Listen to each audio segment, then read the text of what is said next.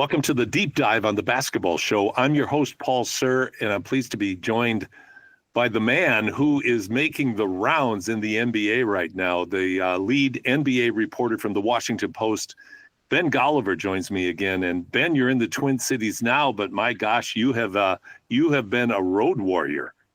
Well, it's just the start of the journey. We got a long way to go here in the next couple of months. But yeah, we got some really exciting game sevens in the Western Conference, didn't we? At least exciting series that led up to the game sevens, maybe I should say, because Denver took care of the Clippers pretty well at home. And then, I was down there in Houston to watch Steph Curry break a whole bunch of hearts of the Rockets fans for the fifth time, actually, in the 11 years the Warriors have eliminated the Rockets. So that was all prelude, though, to this second round, which is already off to a crazy start. Nothing but upsets in the game ones across the board. And then up here in Minneapolis, we've got the Timberwolves and Golden State Warriors going for game one later tonight. So it's a great time to be alive, great time to be hopping around the country watching basketball.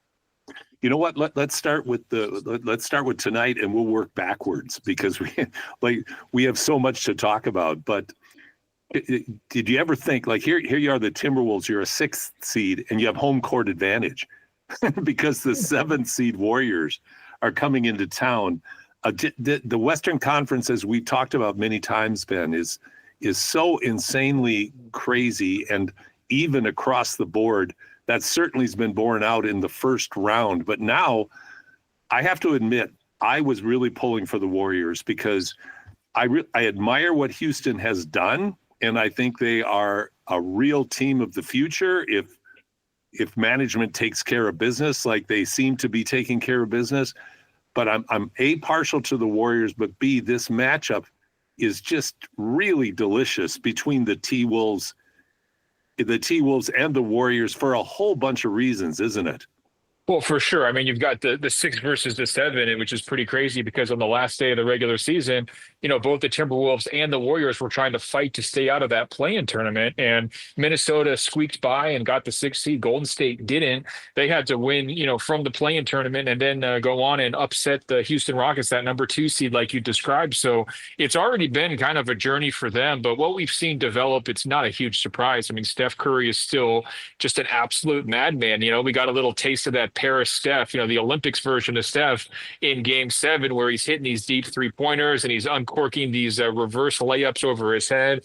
He's doing a brilliant job reading the defense, facing these hard double teams at half court, moving the ball and helping Buddy Hield really get going for the first time in his career in a big time way in a playoff game. Buddy Hield was just feasting on wide open looks created by Steph Curry. So it was a little bit of vintage Warriors, I would say, to take out, that young Houston Rockets team. But now they've got a real big test here. And the way I'm setting this series up, Anthony Edwards kind of calls himself Spider-Man. He's got that Spider-Man celebration that he does. Jimmy Butler's been calling Steph Curry Batman, and he's been Robin so far. So I'm looking at this series. It's Spider-Man versus Batman. What more could you want? You've got the superstar headliners carrying these two teams, which have the lower seeds, but are still excellent, well-rounded teams who both play defense at a high level, who both have great scoring threats. It should be a very physical series. There's a lot of personal ties in this series as well. Of course, the rivalry between Rudy Gobert and Draymond Green, that will probably lead to some technical fouls or flagrant fouls. That's probably a safe bet. And then, of course, you've got Jimmy Butler going against his former team. And you've got Anthony Edwards going against the Golden State Warriors, who told him during the pre-draft process they would not draft him because they didn't think he took basketball seriously enough, that he wasn't in good enough shape. And obviously they got stuck with James Wiseman, so it didn't really work out for them. So you've just got all these different motivations, all these different storylines circulating this series. It's going to be a blockbuster. It really is. And Minnesota, long-suffering Minnesota Timberwolves fans, I mean, that's very well documented. But now they've got a team that really has come together in an interesting way after an up and down season, a lot of ebbs and flows this year. But now the emergence of not just Ant, but Randall, DiVincenzo and his contribution, Rudy Gobert, you thought he was Wilt Chamberlain the other night in Game 5 against the Lakers with the numbers he put up. The Wolves have come together in a very interesting way. And I heard Randall, for instance, being described, and I think very accurately, and in fact, I think it was actually by Chris Broussard, but he talked about he talked about how Randall gives them that old school back to the basket presence you don't see too often anymore in the NBA. But boy, is it hard to guard. Well, one of the most fascinating developments about the Minnesota Timberwolves, and I don't think a lot of people saw this coming after they made the Karl Anthony Towns trade, is that they have almost completely weaned themselves off of the low efficient long two shots. And if you remember back to earlier in Anthony Edwards' career, and throughout Julius Randle's career, those guys have really leaned heavily on the long twos. And all the basketball coaches and the analytics dorks, they'll all tell you, Paul, you got to get layups, paint points, free throws, and three-pointers. Don't shoot the long twos, right? And so for Minnesota, they were kind of fighting a losing math battle for a while with their main guys. And because Rudy Gobert isn't really a scoring threat, they come into this season thinking, well, they're going to have all sorts of spacing problems. They're not going to be able to score enough and not be efficient enough. And against the Lakers, there was multiple games that they won and they scored more than 100 points as a team, and they didn't even have a single long two for a score the entire game. And so that tells you that they have really committed to a more modern offensive approach. And so what that's meant is more three-pointers for Anthony Edwards, cut out the long twos. And for Julius Randle, it's exactly like what you said. Back to the basket, but then also bulldozing from the elbow, bulldozing from the wing. Get yourself all the way to the rim, get fouled, put that physical pressure on the opposing team's front line. That's how you need to be scoring. Don't be settling for these bad shots. He really took that to heart against the Lakers. It wasn't always perfect, but sometimes, Julius Randle's best games are a little bit ugly. And he had a couple of ugly good games against the Lakers. One thing to watch here is the frontline size issue. That's why Randle was feasting against the Lakers, because they didn't have a center. They didn't even play Jackson Hayes because he just was incompetent. He couldn't get it done. And so Randle had a lot of room to operate going downhill against that Lakers defense, and he really found success. Now, the Warriors, they're also small. They like to go with Draymond Green at center, who's still an incredible defensive player of the year level defender.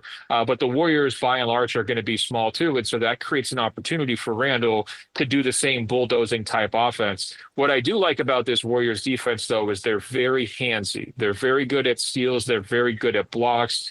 When they're locked in, they scramble around a lot. They'll make you think. And that's really how they took apart that Houston offense in Game 7. It was a lot of block shots from their guards from behind. There was a lot of team rebounding, gang rebounding. And so the Warriors are really going to need to have that same defensive approach to slow down a guy like Randle, who's so good going to the basket. And the last guy we should mention, too, is McDaniels for Minnesota. He's Absolutely. A very long, athletic forward. He's a release valve guy. You don't count on him for 20 points a night, but he absolutely killed the Lakers because he was able to just keep cutting to the basket, get dunks, and put pressure downhill. And so Minnesota is going to want to see the same thing from him as well when they try to go against Golden State.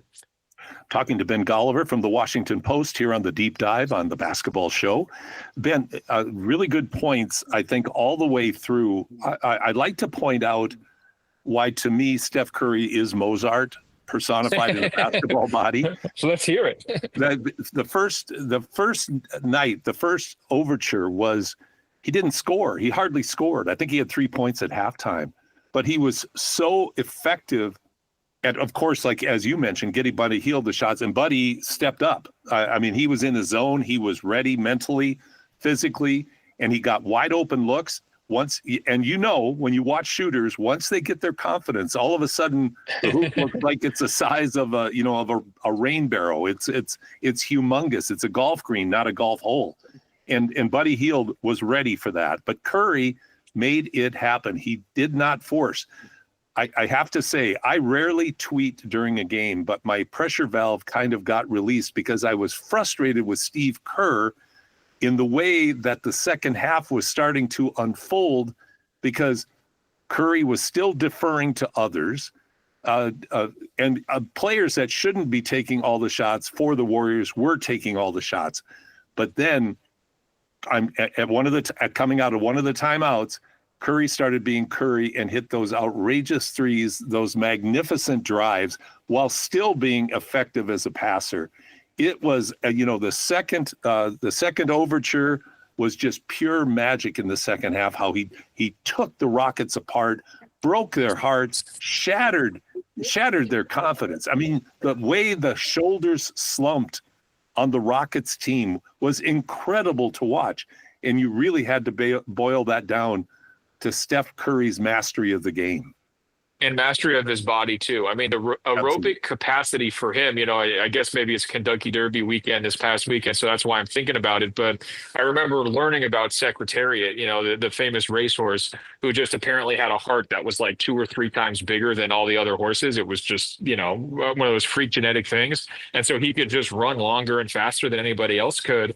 And that's where Steph Curry still is at. I mean, he's unbelievably conditioned.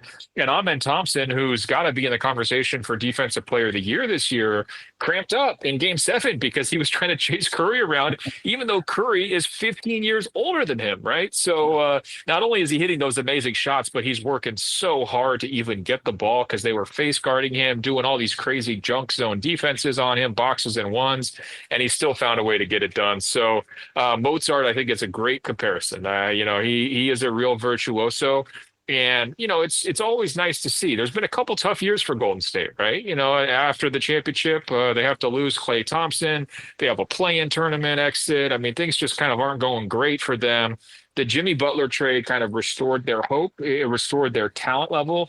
It told Steph Curry, hey, we're going to get you enough because we still believe in you. Go out there and do what you do. And when he left that court in Houston, he left it like a conquering hero, man. He was screaming.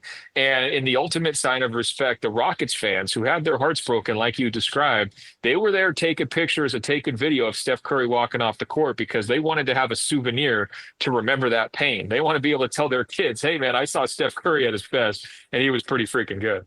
Well, and to your point, I mean, to be part of that history of the game, every time you watch Steph Curry, you're watching history being written day after day, night after night, game after game. The guy has redefined basketball, has, I think, propelled it. And you and I talked about this before, much more so than any other contemporary player, including LeBron James, into the future.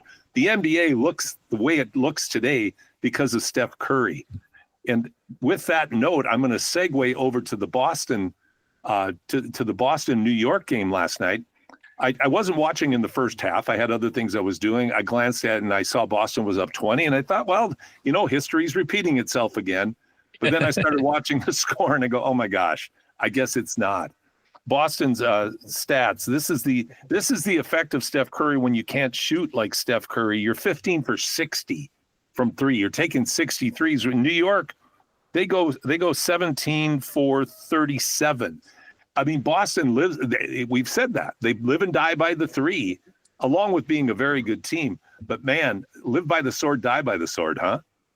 Yeah, just to be clear, you said 6D, 6-0, not 16. 6-0, not 15 for 16. 1-5 for 6-0. You're right. Yeah. All-time record for most missed three-pointers in a playoff game. And the Boston, the way they shoot it, I mean, they're going to be setting records whether they're hot or whether they're cold because they take so many of them. I thought this was a really big win for the New York Knicks, just for their confidence. All season long, the story was they can't beat the good teams. They got smoked by Boston every time they played them during the regular season, including on opening night, which kind of set the tone for the season.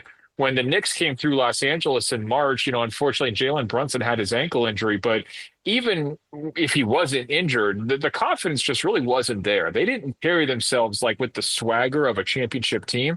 They just felt like one of those teams that knew it was second tier and it wasn't going to be able to get over the hump. They didn't play very well against the Cavaliers, didn't play well against the Thunder. Like any good team they played, they got beat, right? So for them to go steal game one in TD Garden, I mean, that's almost like, table stakes for them to try to win this series. Like they had to have something like that really go their way. Some clutch plays down the stretch in overtime, and then a great defensive stand right at the end where, Boston, they could have had 61 threes in the game attempted, but they couldn't even get a shot up on the final play. And I think a defensive-minded coach like Thibodeau, who's watching Mikal Bridges sort of harass Jaylen Brown on that final play, he's going to be very, very proud and very happy of that result because they were able to kind of escape there and preserve the victory. So for the Knicks, a lot to be thrilled about. It's going to be a long series. Boston has this habit of dropping games, left and right during the playoffs along their journeys that you always kind of feel like they shouldn't have lost. And I would add this one to that pile. I'm still going to take the Celtics in this series, but they got things to be worried about. Kristaps Porzingis leaves the game sick. Jaylen Brown has been dealing with some sort of a nagging knee injury. He keeps saying, "Hey, I'm okay," but he's not playing that well. Tatum, who I was convinced could not shoot worse than he did in last year's playoffs, so I thought he was going to have a huge playoff run this year as kind of a bounce back. He continues to leave me a little bit cold with his playoff performances this year, even though they were able to get through the first round pretty quickly. And then I think Drew Holiday's been banged up, and some other guys have been banged up too. So it just kind of feels like the Celtics are accumulating a lot of baggage here as they go, right? And so even if they take care of the Knicks, they have a long way to go to get through the Eastern Conference Finals and the finals. And I think it's very safe to say that this year's playoff run for Boston is going to be much more difficult than last year's. I'm talking with Ben Golliver from the Washington Post here on the Deep Dive on the Basketball Show. Ben, I'm going to veer off the path a little bit right now because you mentioned about being a little cold towards Jason Tatum. Well, then what is your temperature with James Harden and the way he played in Game 7? Well, here's the thing. James Harden is a big pinata. He's a punching bag. Everybody takes their swipes at him, and for good reason. I've now seen him turn in very bad playoff games for 4 different teams. The Houston Rockets, the Brooklyn Nets, the Philadelphia 76ers, and the Clippers. I mean, it's just kind of the same story everywhere he goes. He's getting into an advanced stage of his career now where I don't think maybe the expectations should be for superstar play. He's not quite that guy anymore. I do want to give James Harden credit because he put them into that Game 7 with a great showing in Game 6 when they were facing elimination. Now, no one's going to remember that because they laid an egg so badly in Game 7, but he does deserve his credit for that. After all those comments aside, just to kind of be fair, where did he go? And the same thing with Kawhi Leonard too. I think the big takeaway for this Clippers series is that they had their 2 stars healthy and they couldn't get out of the first round. So any dream that Kawhi Leonard is going to be leading you to the promised land, who's going to be able to, turn back the clock now that he's healthy and play like he did back in Toronto, it's fool's gold. It's never going to happen. He's not that player anymore. The gap between him and Jokic, he wasn't even as good as Aaron Gordon in this series, in my opinion, from start to finish. So let alone Jokic, the best player in the world. So I think that really puts a pretty hard ceiling on what the Clippers can do going forward. They just kind of feel like a team that will be happy to make the playoffs for the next couple of years. And they need to start thinking about what they look like after the Kawhi Leonard era, because I think, unfortunately, this Kawhi era is a bust. And look, Harden just came in as a Band-Aid, right? He was sort of the Paul George replacement, like the little transition type player. He is not a guy who's going to be able to, earn comparisons from you to Mozart or Beethoven. I don't think anybody's going to be saying that about James Harden at this stage of his career. No, I don't mean to be mean, but Salieri jumps to mind. But I think that the okay. but the thing with James, I agree with you. He's at a stage where you can't lay that kind of expectation on him. However, playoff James, not playoff Jimmy, a magnificent Game 6, but then a complete disappearing act. And I can't blame the passivity of his style of play in Game 7 on his age. There was just, for all appearances, just a lack of energy or commitment to really get this done. And you can all, and it's always easy to judge from the sideline, but the passivity then was striking to me. He just checks out. It's I've heard people kind of compare it, like he turns into Ben Simmons mentally in Game 7s, right? Yeah. It does feel like a mental block. It's like the old knob block thing where you're throwing the outs to first base into the stands where you just can't perform in those moments. You're in the Twin City. Was that he was with the Twins, right, when he did that? I don't know when he became famous for being knob-block, but yeah, that sounds about right. I know he was a Minnesota guy for sure. But yeah, no, it is hard to watch. But I turned a little defensive towards him because I do think he's going to wind up being like one of the best 25 or 30 players in NBA history. He's had an awful lot of success along the way. He's carried some amazing teams, and he's had a big influence on basketball too, in terms of, the heliocentric basketball, high usage guards, efficiency, shot selection. A lot of that stuff is James Harden and the Rockets front office kind of rethinking how the game should be played. But he gets to certain points of the playoffs, and the way he plays, his approach to the game, it's just indefensible. And when you think about any of the other greats, it's like it's sort of like he has the Pippen migraine game every time it's a big game. Good comparison. I'm going to make another tangential jump here when you say indefensible. And it's not the right word, but it leans to the discussion about Luka Doncic and his lack of ability to guard. Oh yeah, and I think now, man, you talk about the air. The image of the air going out of the balloon, of all of the excitement, all of the expectations, Luka and LeBron and the Lakers, the triple L, and what this is going to mean. And then just the air goes out of the balloon, and you end up with that 5-game series with, and there's extenuating circumstances. And again, I'm not trying to get into extreme criticisms, but there are very real concerns and considerations about Luka Doncic moving forward. And it will be interesting to see how those concerns are addressed, if at all, by Luka and his team in getting ready. Just talking about them, LeBron aside, just talking about Luka getting ready for 25-26 with the LA Lakers.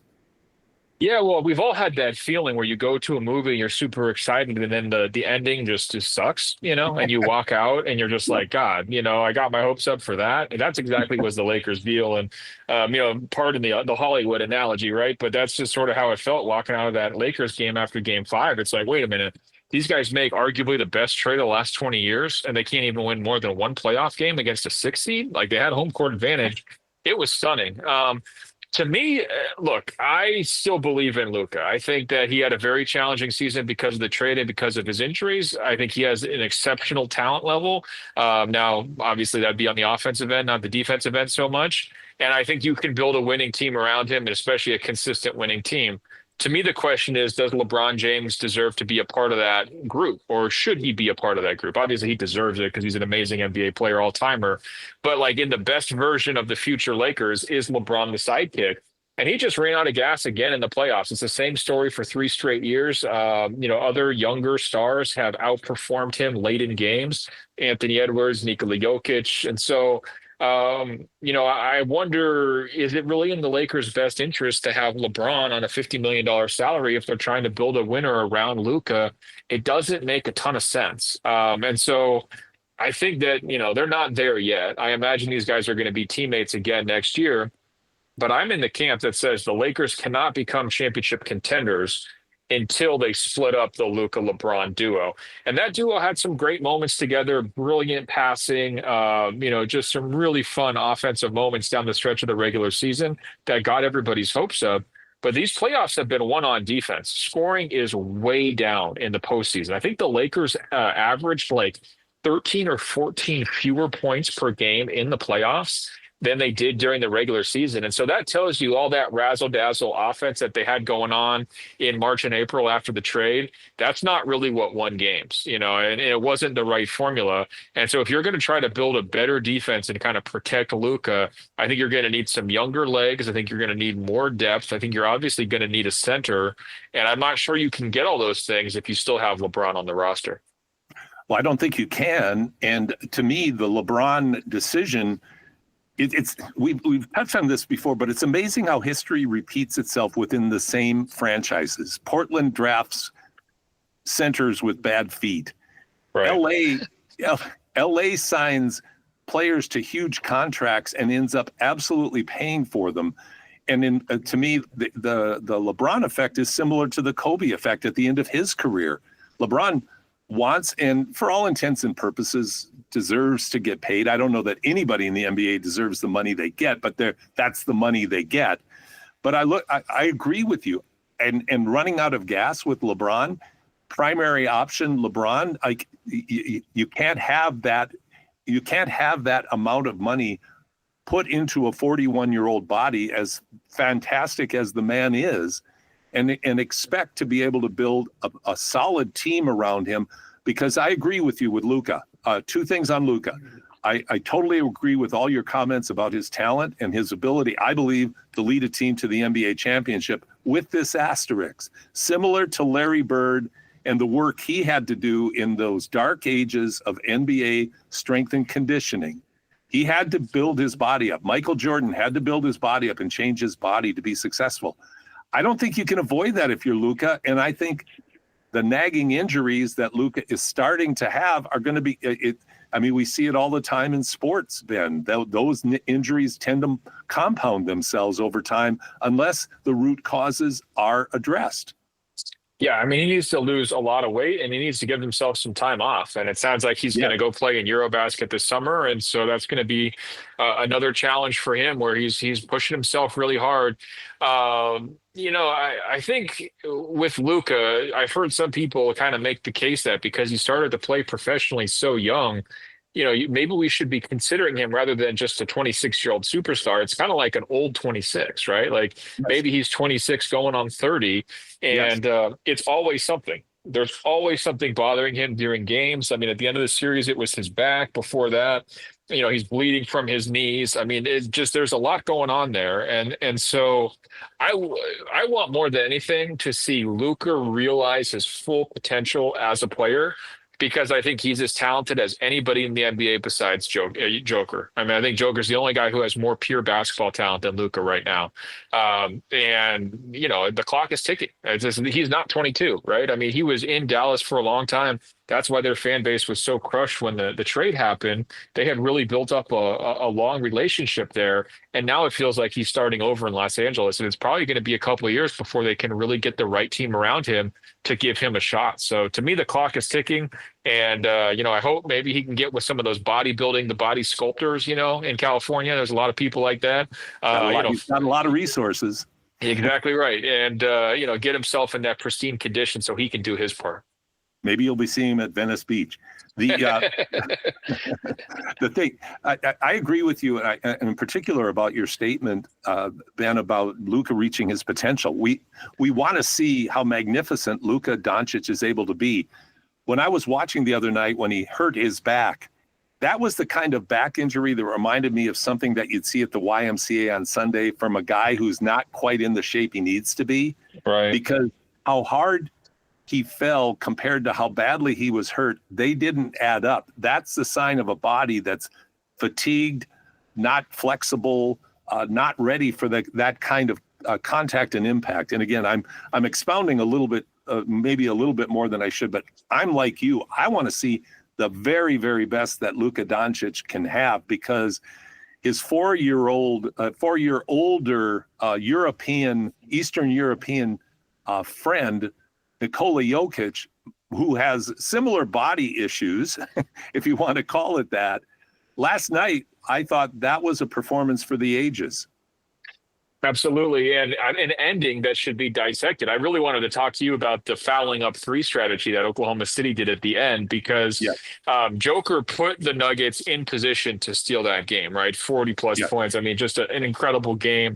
He looked very happy to no longer be defended by Zubac, the Clipper center. And I think there was a lot of mutual respect between those two guys after that series, and rightfully Zubac so. did a great job on him. He really did. And he's got the right body size and type and still enough quickness where, he flummoxed Joker a little bit. But down the stretch of the Oklahoma City game, the Thunder, they believe in the foul up 3. In other words, when you're winning by 3 points with the game on the line in the closing minutes, rather than playing defense and allowing the opposition to potentially shoot a game-tying 3-pointer, they believe in fouling intentionally and playing the free throw game, conceding free throws to the team that's losing, and then inbounding the ball, trying to get fouled yourself, and just keep trading free throws, milking the clock down until the game is over and they win. That's their strategy. Well, it went so wrong, like 5, 6, 7 different ways that strategy went wrong in the final 15 seconds of that game, that I think Mark Dagnall, who's one of the best coaches in the NBA, and he took the blame for it, he deserves some real heat for that, because they didn't They did not execute it how they should have, right? It backfired. Chet Holmgren missed the free throws, unfortunately, and sometimes that does happen when you get into these foul up three situations. They burned a couple of timeouts. I mean, I could go through every single mistake they made, and maybe we should just to kind of like catalog all of it. But it was an absolute mess, and all of that set up Aaron Gordon for the game-winning three-pointer, which was just such a brilliant shot, so confidently taken from a guy who has worked really, really hard to improve himself as a three-point shooter. So it was a fitting ending for Denver, because they come back from a 14-point deficit in the fourth quarter to win it. And for Oklahoma City, all the questions about their youth, boy, they got accelerated so fast, didn't they? After they choked away that game, and after they did it with a strategy that just really backfired right in their face. I'd love to dissect the whole sequence with you, Ben, because I agree with you. As I was watching the Thunder last night, and I was, marveling it to a point about their depth. But then when you're dealing with depth, you also deal with, Shai Gilgeous-Alexander's the guy, but democracy only works so to a certain extent in the game of basketball, especially in crunch time. And to me, if you ever want to make the case of who's the greatest player in the world right now, I thought last night we had it on full display. Shai Gilgeous-Alexander was fantastic. What was it? 33, 10, and 8. Fantastic.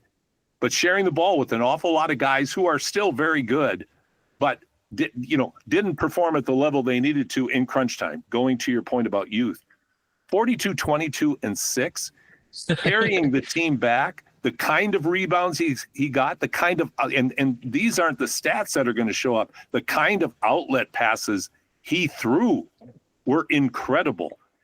All of those things compilate. If you ever want to have the discussion with someone about who the greatest player in the world is, Nikola Jokic won it by a country mile, 7 lengths at the Kentucky Derby. It was me, as great as Gilgeous-Alexander is, he ain't Nikola Jokic.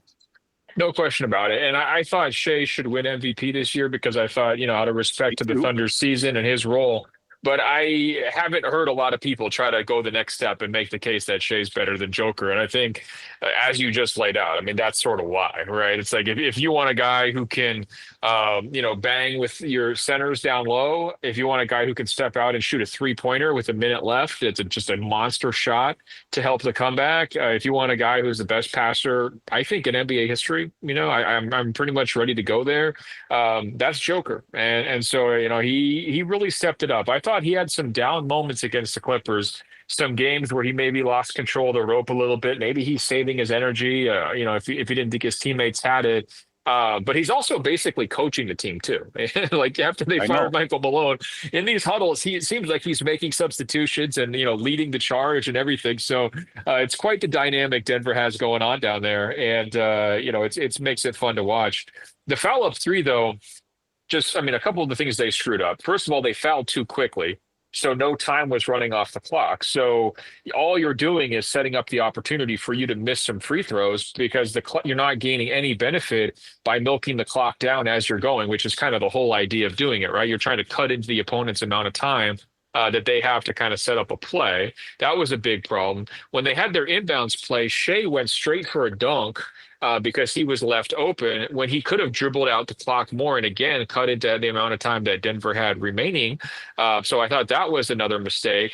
They also fouled Aaron Gordon in the backcourt on an inbounds play where he's not even in a position to shoot. Now, obviously, when you're doing the foul up by 3 strategy, you want to make sure you don't foul somebody in the act of shooting because then they get 3 free throws or potentially a 4-point play. Like that's the worst case scenario.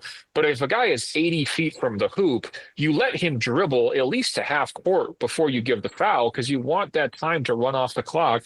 And so they didn't do that. And then, of course, when they had the next inbounds play, they couldn't get the ball to Shai, who's almost a 90% free throw shooter, who will make the shots because he's money and very clutch, right? Unfortunately, they inbounded to Chet because they couldn't get Shai open. And Chet's only a 75% three-point shooter. Free throw shooter, and he's playing in his 15th career playoff game. He's 23 years old. Well, who's going to miss those shots? Obviously, Chet is much more likely to miss those shots than Shea is. And so that's part of executing this foul up by three strategy as well. In general, I do like fouling up three. I think there's a real logic to it. But I don't think you can start the strategy too early, and I think the Thunder did. You certainly cannot foul repeatedly too early because you just allow way too many hidden risks, whether it's turnovers, screwed up inbounds plays, rebounds that you don't get. And there's just so many things that kind of go wrong when you play this strategy, and a lot of those things came back to really bite the Thunder. And the worst part about it all to me, and the most surprising part, I should say, is that when Chet missed the second free throw, Denver has no timeouts left. So if they get the ball, make or miss, they're going to be pushing it up the court as fast as possible. And the Oklahoma City Thunder, who had the best defense in the NBA all season long, one of the best defenses I've ever seen, 1 through 9 in terms of their players and the talent level, they did not get matched up in transition. And they completely lost Aaron Gordon, who's probably the second or third biggest threat on the court in that moment. They just didn't even have anybody close to him. He gets a wide open shot. How does the best defense in the NBA off of a free throw stoppage not get matched up with the game on the line? It's completely unforgivable. And I think that's why it's appropriate for Dagnall to take a lot of heat in this situation. And I also think it's appropriate to say, hey, the Thunder players need to be much better in crunch time if they're going to win this series. Totally agree with you. And I think as I'm listening to you summarize it so well, Ben, it comes down to were they or were they not ready for the moment? Clearly last night, the moment got away from them. Now, how will they respond? They still have to battle youth and they still have to battle inexperience. Does this fuel the Nuggets to the point where they can compete in every game with the Thunder? Can they make it tight for the Thunder in every game? And now all of a sudden you've unleashed the Joker and his teammates around him have a lot of confidence. I think that sets, I'm not saying that Oklahoma City won't win the series, but boy, oh boy, does this set the table for what I think a lot of people thought with Denver showing up, supposed to be exhausted after a 7-game series with the Clippers, and they come in and steal one right away. Wow, does that ever set up for an intriguing series? Oh, it does. And, that's the same thing that happened to the Cavs. They gave one away to the Pacers. Actually, the Pacers took it. I shouldn't even say the Cavs gave it up. Ripped it out of their hands. Exactly right. And same thing happened to Boston. So you've got 3 teams, all 60-win teams, who are staring at 1-0 holes here in the second round. I don't know what more you could want if you're a basketball fan. A great game tonight between Golden State and the Timberwolves. That's all I'm asking for, Ben. Well, there you go. Now you're getting greedy, but guess what? You're going to get that too. So it's completely reasonable. Yeah, it really is. So, well, I can't thank you enough for the time today. I hope you have a great time in the Twin Cities and enjoy the game tonight. And I know you're going to be a man on the move, continuing to be on the move through these absolutely fantastic series. Ben Golliver, lead NBA reporter for the Washington Post. Thanks so much, Ben, for joining me again today, and we're going to catch up again real soon. Oh, it's my pleasure. I would love to hear what your listeners have to say about fouling up 3, because that's one of those topics basketball people love to yell about. So let me know what they say, all right? That'll be our poll question on Saturday, and I will let you know for sure. Great. All right. Ben Golliver, thanks so much. Take care. This is the Basketball Show Deep Dive Edition. I'm your host, Paul Sir. Thanks so much for listening today.